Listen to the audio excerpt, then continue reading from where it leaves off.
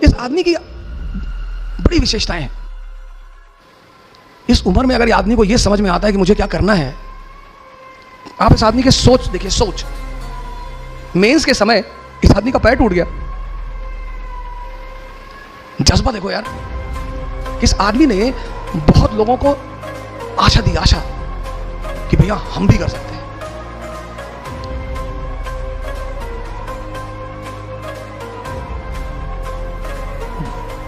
जय हिंद फ्रेंड्स।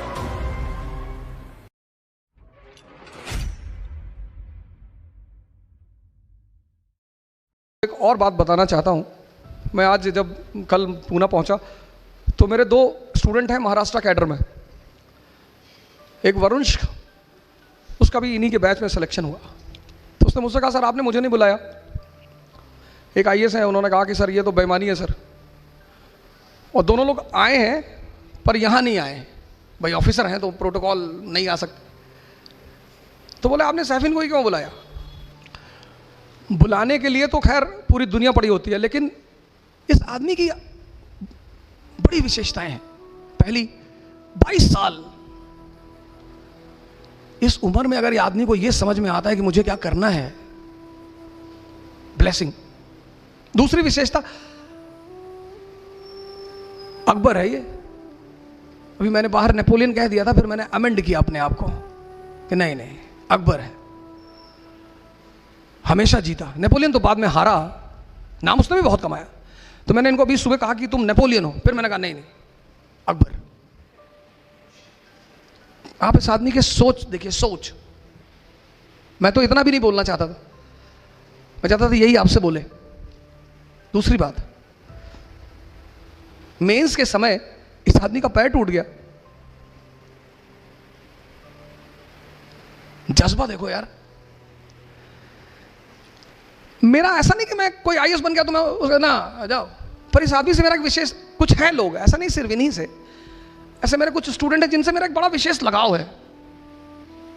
उसके पीछे ये नहीं कि आईएएस बन गए, मैं इनसे कल बोलूंगा मेरा काम कर दो, मैं कभी नहीं बोलूंगा, मालिक ना करे मुझे कभी इनसे कहना पड़े। लेकिन लगाव है इसलिए कि इस आदमी ने बहुत लोगों को आशा दी, आशा कि भैया हम भी कर सकते हैं। नहीं तो आदमी इतना बहाना बनाता है।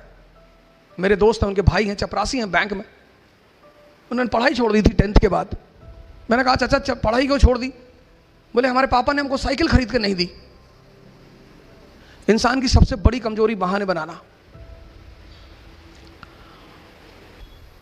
सैफिन में और मेरे में एक चीज कॉमन है, वो मैं आपसे शेयर करूंगा। मेरी माँ लॉयर हैं, एडवोकेट। मेरे फादर पोस्ट ऑफिस में थे। हम बड़ी लोअर मिडिल क्लास से थे। तो मेरे पिताजी ने मेरी माता जी को पढ़ाया। हमारे पास 10 बीघे ज़मीन थी उस वक्त। तो 5-6 बीघे ज़मीन तो माता जी को पढ़ाने में बिक गई, 5 बची। तो जब मैं बड़ा हुआ, बाहर निकला, बाहर पढ़ने के लिए मैं दिल्ली आया। फिर और पोस्ट की ज़रूरत पड़ी। मेरी बहन वो भी आई दिल्ली पढ़ने के लिए। तो पैसे तो थे नहीं घर में। तो ये हुआ कि भाई अब क्या करें? माता जी ने कहा कि ज़मीन बेच दो। तो मेरे पापा ने कहा यार 5 बीघे और बच्चे हैं, इसको भी बेच दोगी तो खाएंगे कैसे?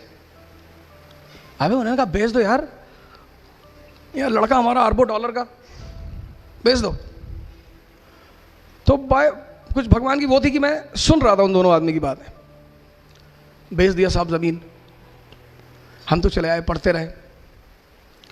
तो जब मेरा आईएएस के लास्ट अटेम्प्ट में मेंस नहीं हुआ तो मेरी स्थिति एकदम, मतलब मैं उसे बयां ही नहीं कर सकता, उस पर मैं जाना ही नहीं चाहूँगा। 7 महीने बड़ी अजीब सी स्थिति में रहे, क्योंकि हम जो मिडिल क्लास के लोग हैं ना, उनके लिए ये सब तैयारी नहीं है। हमें नौकरी नहीं चाहिए, हमें जगह बनानी है। और सर अगर आपको लगता है कि ज़िंदगी में लड़ाई नहीं करनी पड़ेगी तो आप गलतफहमी में जी रहे हैं सर। लड़ना है सर, ज़िंदगी का मतलब लड़ना। अब आप डिसाइड करो कि कहाँ। चपरासी बन गए सरकारी एसबीआई में, कितनी सैलरी? 25,000। आप सोच के देखो, अगर आप में से बहुत सारे लोग होंगे जिनका महीने का खर्चा 15,000 रुपया होगा, आपका अपना। और अगर आपके घर में 3 भाई बहन हैं तो 45-50 हज़ार तो आप ही लोग खर्चा करते हो। आप सोच को देखो, अगर आपको 25,000 सैलरी मिली तो आपका घर कैसे चलेगा? वो लड़ाई नहीं है? आपको तो भाई साहब पढ़ाई करने में बड़ा लड़ाई करना पड़ता है। सर जिंदगी का मतलब लड़ाई है सर, लेकिन कैसे? हंस हंस के। अपने किसी को चाटा मारा, हंस रहे कि भाई साहब मजा आ रहा है, एक मार दो भाई साहब। गुस्से में नहीं मारना है। जिंदगी मतलब लड़ाई, और लड़ाई मतलब हंस हंस के लड़ना, तभी जीतोगे। फिर मैं वापस आया, फिर मेरे एक दोस्त हैं, उन्होंने वो कोचिंग चलाते थे इलाहाबाद में, तो उन्होंने मुझे बुलाया, बोला भाई हमारे एक पुराने टीचर हैं, वो भाग गए हैं, तो आप जरा आगे पढ़ा दो। तो मेरी एक्सीडेंटल एंट्री हो गई इसमें। मैं पढ़ाने लगा, तो पहले दिन मैं गया पढ़ाने, तो करीब 50-50 लड़के थे, तो उसमें आधे से ज़्यादा चले गए। मैंने कहा ये क्या हो गया यार? मेरा दोस्त भी बड़ा नाराज हुआ कि क्या पढ़ा दिए यार, सब लड़के भाग गए। फिर मेरे एक सीनियर थे, मैंने कहा यार पढ़ाया तो मैंने बहुत, बोले यही गड़बड़ कर गए, ज़्यादा नहीं पढ़ाना, थोड़ा थोड़ा पढ़ाओ। ये पढ़े लिखे लोग हैं, बड़े, इनको बता दो करना क्या है, इनको स्पून फीडिंग मत करो। फिर मैं पढ़ाने लगा, पढ़ाते पढ़ाते एक नया लाइफ मिली। मेरा पहला स्टूडेंट जो आईएएस हुआ वो राजू शुक्ला, अभी झांसी में है। उसके बाद मुझे वो बड़ा अजीब सा लड़का था। मैंने उससे पूछा कि यार अकबर के बारे में कुछ जानते हो? कहा सर अकबर औरंगजेब ये सब भाई भाई थे। तो मैंने कहा यार इससे काम, अभी झांसी में है, मैं अगली बार लेकर आऊंगा, भगवान ने चाहा तो, मालिक ने चाहा मैं उसे लेकर आऊँ, मैं उससे भी मिलाऊंगा कि देखो ऐसे लोग। दिशा, पहली चीज मैंने आपको बताया समझना। दूसरी चीज जो मैं आपको बता रहा हूं, जिंदगी में जो सबसे इंपॉर्टेंट चीज है वो है डायरेक्शन। जीत कोई भी सकता है। दुर्योधन की तरफ से महाभारत के युद्ध में कौन खड़ा है? द्रोणाचार्य, प्रोफेसर। स्टूडेंट भी हार गया और टीचर भी हार गया और दोनों मारे गए। लेकिन अर्जुन की तरफ से खड़ा हुआ है कृष्ण, वो कोच है। इस फर्क को समझिएगा। कोच का काम है दिशा देना। दुनिया के जितने धर्म हैं, इस्लाम, हिंदुइज्म, जिसने, सबने गुरु को बड़ा सम्मान दिया है, बहुत। मैं कश्मीर जाता हूं तो मुस्लिम डोमिनेटेड एरिया है, लेकिन इतना वो सब सम्मान वहां पे करते हैं लोग। कहते हैं सर बड़ी इज्जत दी गई है गुरु को, इसीलिए वो दिशा दिखाता है। दिशा पहली चीज आपको समझ डेवलप करनी है। दूसरी चीज, किसी भी फील्ड में जा रहे हैं ना, उसका डायरेक्शन पता करिए। मैं हम साफिन की बात कर रहे हैं। फिर इस फील्ड में मालिक ने शायद सर पे हाथ रख दिया और कायदे की कहानी चल पड़ी। फिर मैंने कई सारी कोचिंग पढ़ा है। मैं बाद में वाजीराम में आ गया। वाजीराम में 20-20 हज़ार लड़के, और हमारा बॉस बड़ा अच्छा है। वो हमें लिफाफे में पैसा नहीं देता, बोरे में देता है। कहता बोरा ले आओ और भर लो। तो मैं अपने घर गया, तो जिनको हमने अपनी जमीन बेची थी, मैंने उनसे पूछा कितना पैसा लोगे? जितना तुम सोच सकते हो उसका डबल दूंगा, जमीन वापस कर दो। उसने कहा कि 20 लाख की है। मैंने कहा 40 ले लो, पर मेरे नाम पे कर दो। हमारे माँ बाप मतलब भगवान।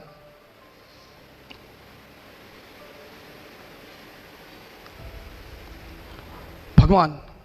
सैफिन आए, अम्मी इनकी नहीं आई किसी कारण से, मैंने बुलवाया ज़बरदस्ती, क्योंकि जब मैं पहली बार इनकी वीडियो देखा तो मुझे लगा यार मेरी माँ है ये। ऐसे उन्होंने भी स्ट्रगल किया, और आज उसने मतलब ऐसे मुकाम पे बिठा दिया कि आपका जो सबसे बड़ा जिम्मेदारी है दुनिया, और कोई जिम्मेदारी है ही नहीं, बाकी अपने आप चलेगी। वह जिम्मेदारी ये है कि आपके माँ बाप आप पर फक्र करें। ये बात अपनी जिंदगी में रखिए। फक्र किसी भी बात पर, किसी बात पर, कि मेरे बेटे ने हिंदुस्तान पे कब्जा कर लिया। समझिए, दिशा देखिए, दिशा। मेरे एक दोस्त हैं दानिश फिरोज शमसी, कहते हैं मैं नमाज कभी छोड़ता नहीं, मालिक मेरी सुनता नहीं। तू नमाज कभी पढ़ता नहीं, तेरी इतनी सुनता है, मुझे कहते हो। मैंने कहा पता क्यों सुनता है? क्योंकि अगर मैं एक ब्रेड भी खाता हूं ना सड़क पे खड़े होके, तो मैं उसको शुक्रिया कहता हूं कि तेरी मर्जी से खा रहा हूं। मालिक की सबसे बड़ी चीज क्या है? शुक्रिया। आईसीयू में जाके देखो, आईसीयू जाना, आईसीयू, कभी आईसीयू जाओ हॉस्पिटल के, वहां लोगों को देखो जो 25-25, 30-30 दिन से लेटे हैं, गाजर का पानी पी रहे हैं। तो जब बिरयानी खाओ तो आईसीयू को याद कर लो, शुक्रिया के भाव पैदा हो जाएंगे, और जैसे ही पैदा होंगे रिजल्ट मिलना शुरू हो जाएगा। दिशा, नमाज पढ़ो, पूजा करो, तैयारी करो, कुछ भी करो, दिशा, अगर दिशा सही नहीं है ना सर, आपको कहीं रिजल्ट नहीं मिलेगा। मालिक ने इतनी बड़ी कायनात बना रखी है, आपके सजदे का थोड़ी भूखा है वो, पर उसे लगता है कि आपको भी, जैसे आप किसी के लिए कुछ करते हो तो आप एक्सपेक्ट करते हो कि ये मुझे कुछ थैंक यू बोलेगा, गिफ्ट देगा। जैसे आप करते हो ऐसे वो भी शायद करता होगा, और आपको कुछ देना ही नहीं, शुक्रिया। यही इसीलिए वो मालिक है, हमें कुछ देना ही नहीं। ऐसा कहकर हम अपने आप को बचाते भी है, ये भी एक फायदा है हमारा कि हमें कुछ देना ही नहीं, देना तो घर पड़ता ही है। समझ और दिशा,